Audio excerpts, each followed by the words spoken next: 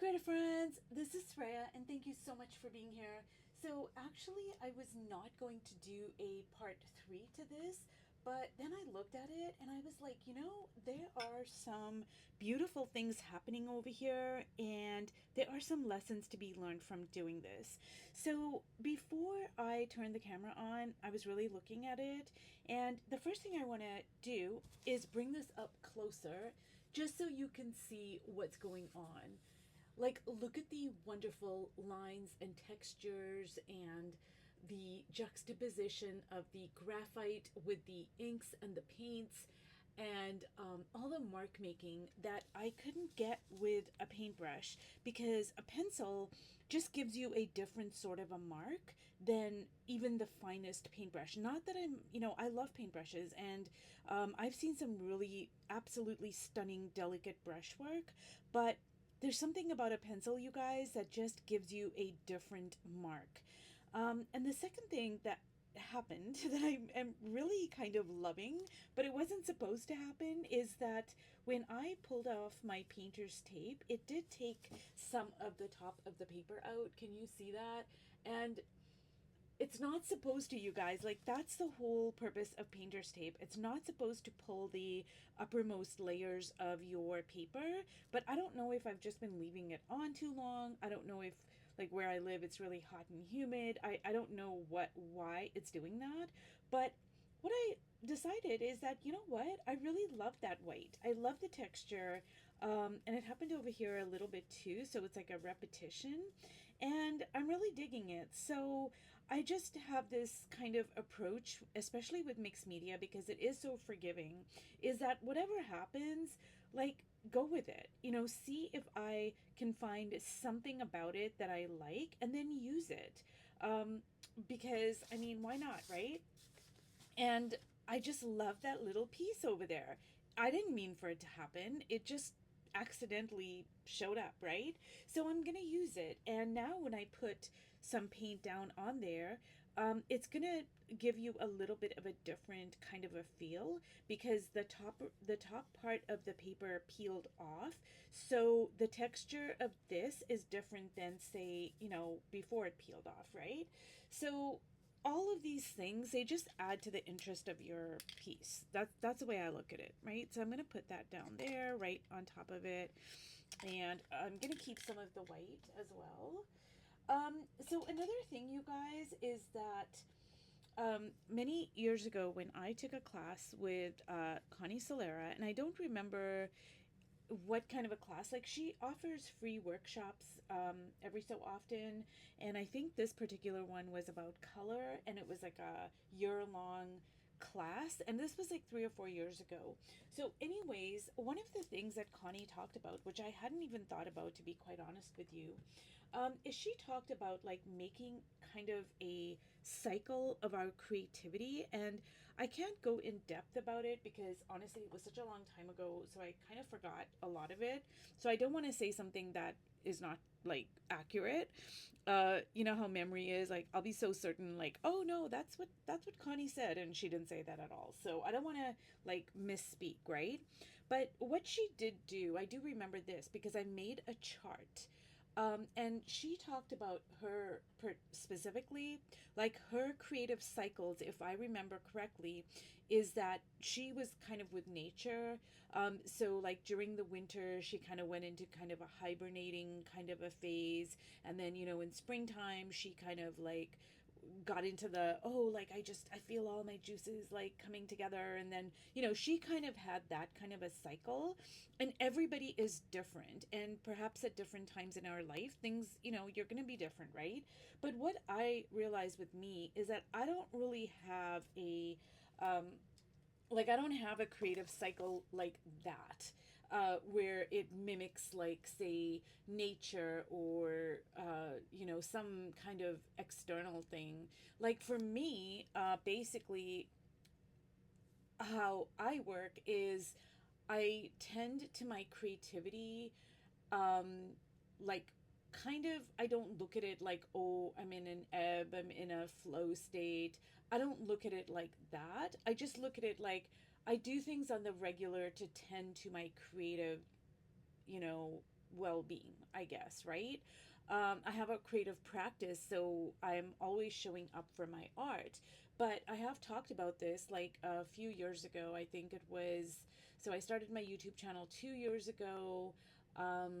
So I want to say like about 3 years ago, I stopped painting like completely for a year and a half, and I don't even, looking back on it now, in retrospect, I don't look at that as an ebb state. I just look at it like, hey, it was a time in my life when I just wasn't in the frame of mentally, emotionally, physically, everything. I just wasn't creating, and I was okay with that. Like, I had no urge to create. I didn't try to force it. I didn't try to feed myself creatively. I just, I just let it be. Like, my studio actually wasn't even set up. Like, it was like a catch all. Like, I just had, boxes in here and suitcases, and just, it just wasn't a functioning place. I mean, I would come in here every once in a while to get something or to leave something, and yeah, I would look around. I'd feel kind of sad, like, oh, like, this is my studio, or it will be one day, but I just honor that feeling of being sad. I didn't like push it or anything. So what I realized with me, is that I'm just like, kind of a, I don't have like, and my cycle, I do have cycles, but they don't follow like Connie's, like, oh, like in winter and then spring and then summer. Like, I don't have that kind of thing, right? So I have to pay kind of extra attention to my like inner rhythms, because I can get like, all of a sudden I'll be fine, like, and I do make videos all the time. I post almost every day, and I have a creative practice where I'm always creating, I'm always doing something creative, and I love it, but I also have to pay attention to my inner rhythms, because I can get burnt out without, if I, how can I explain this?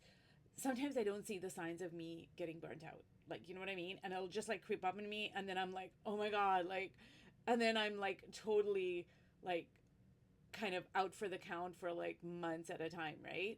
So that can happen to me, and over the years I've learned how to pay attention to myself, and that just comes from, knowing myself, having a dialogue with myself, being intimate with myself, journaling, morning pages, just all of those things, right? So I'm kind of in touch with what is what. So anyways, you guys, so that's me, and I would really urge you guys to kind of like pay attention to your creative cycles, and just kind of see, like, do you follow one of those like Connie, or are you more like, just, there is no rhyme or reason, right? Like, I think I'm kind of like that.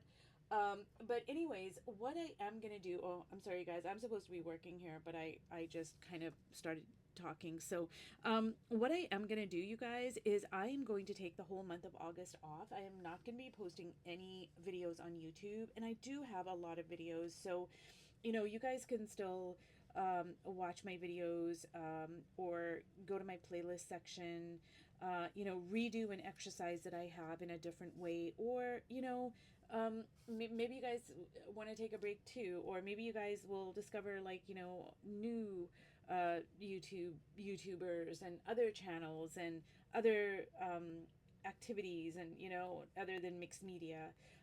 So I'm just going to take the whole month of August off from posting my videos. I will be back in September.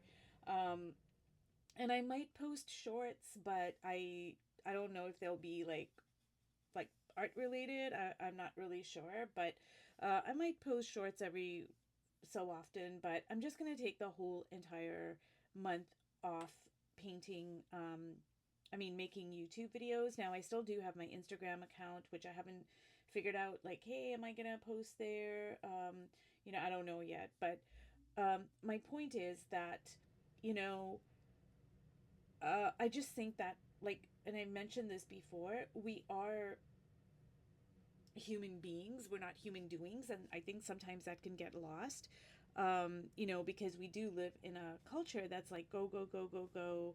You got to do, do, do, do, do. And yeah, it doesn't work for me. And I'll just get burnt out so badly that it's just, It, yeah. So, anyways, you guys, I am just gonna take the whole month off. I'm not really. Honestly, I don't think I'm gonna do a lot of art related stuff. I might like, you know, do like my gardening, reading, writing, maybe a little bit of, I'm going to spend time with my daughter, and maybe we're going to, just do a little bit of stuff together, like that kind of stuff, right? So, yeah. And where I'm able to post stuff, I will post like hey, I'm not going to be here for the month of August. I'm not going to be posting any videos. Um, yeah, and then I'll be back in September. But, everybody is so different, you guys. I just urge you to kind of find out what your creative cycles are and really get to know them, get to honor them, get to feed them. And I think that a lot of times, um, and I've seen this before in magazines, in all sorts of books, and the way people talk about creativity. It's like whenever there's an ebb state, people generally approach it as something to fix. But I absolutely disagree with that. I just think that an ebb state is a natural part of the creative cycle, and it's nothing to fix, you guys. It's kind of like, the ocean, right? Like, it would be really odd if you were standing on the beach and the ocean, the waves, if it was only in flow state. Like, it cannot be in flow state. There has to be the ebb and the flow, the ebb and the flow. Like, that's natural. Like, you don't even think twice about it, right? And that's the way I look at creativity. It's just a natural part of your creative process to be in ebb and flow, and to honor that and to respect it, and not to force it, right? Like, not to force it. I don't want to force my creativity at all. And that's what allows me to be so creative, is that I respect my own creative cycles, or non-cycles as it is, because I don't think I have a cycle, but I do know that I have my ebbs and flows, my and for me, it's the regular ebb and flow of creativity. That's just the way it is. It's not like, oh, there's something going on. But then there's also like, there are times when I need like a resting period, like a break. Just like, I'm gonna step away from, my art. I'm gonna step away from creativity for a little while. Maybe not all kinds of creativity, but certainly creativity like you know, my studio practice, right? My art journaling, this, that, and the other. Um, so yeah, I think it's just a really important part of life, to know ourselves, know how we operate, know what we work best under, etc.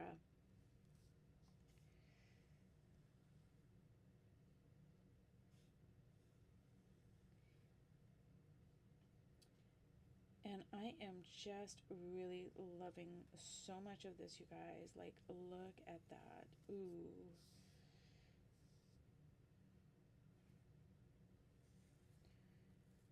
And you know what, you guys? This all came from the very humble but mighty pencil, because that's how I started. And it's really wild what the pencil can do. I'm going to repeat this because I want this color 3 different places here.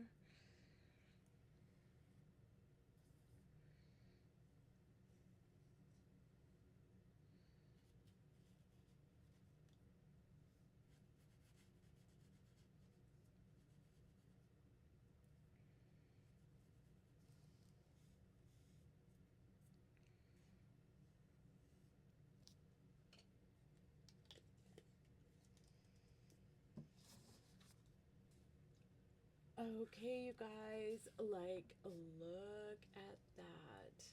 Right? And this is just a beautiful background. I can go in here, I can paint over top of it, I can turn it into a junk journal cover. I can cut it up and, use it as collage. I can do so many things with it. So, anyways, you guys, if you've watched all the way to the end, thank you so much. And I am going to be taking the whole entire month of August off of posting YouTube videos. I might post a few shorts here and there, but I don't know. But I will be back in September. So, anyways, you guys, have fun. Take care of yourselves. And remember to honor your creative cycles. And if you've watched all the way to the end, thank you so much. And I'll see you. I'll see you in September. Bye.